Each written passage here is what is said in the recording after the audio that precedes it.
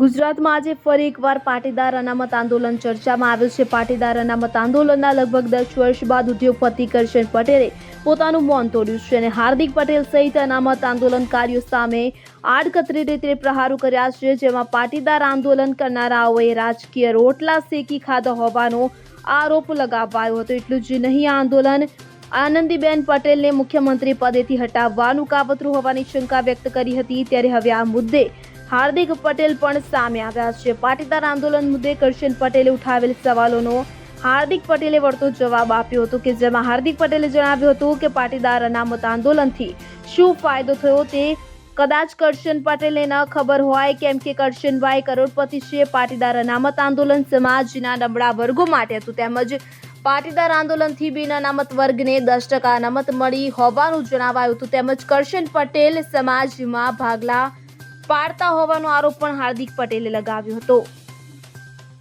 પાટીદાર અનામત આંદોલનથી શું ફાયદો થયો એ કદાચ કરશનભાઈને ન ખબર હોય, કેમ કે કરશનભાઈ કરોડપતિ છે અને પાટીદાર અનામત આંદોલન એ સમાજના નબળા વર્ગો માટે।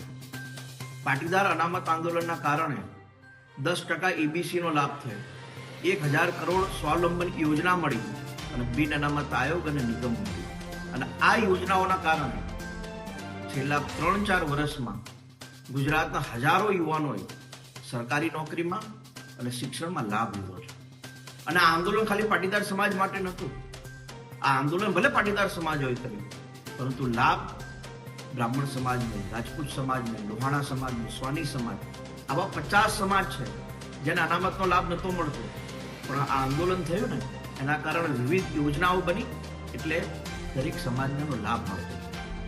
કરશનભાઈ જેવા અનેક આગેવાનો એવા છે કે જે દર 10, 15, 20 દાડા થાય એટલે સમાજને લેવા કડવાના ભાગોમાં વહેંચતા હોય છે, કેમ કે જો પાટીદાર સમાજ એક થઈ જાય તો આવા આગેવાનોનો મોભો જળવાય નહીં ને।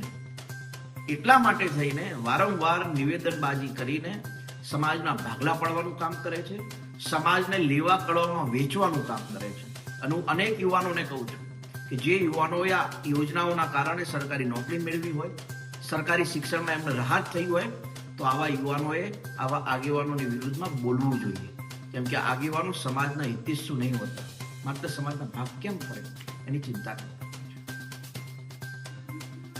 Bureau report CN24 news. હવે જુઓ દેશ દુનિયાની તમામ ખબરો તમારી આંગળીના ટેરવે। ઉઠાવો મોબાઈલ અને Google Play Store પરથી ડાઉનલોડ કરો અમારી CN24 ન્યૂઝ મોબાઈલ એપ।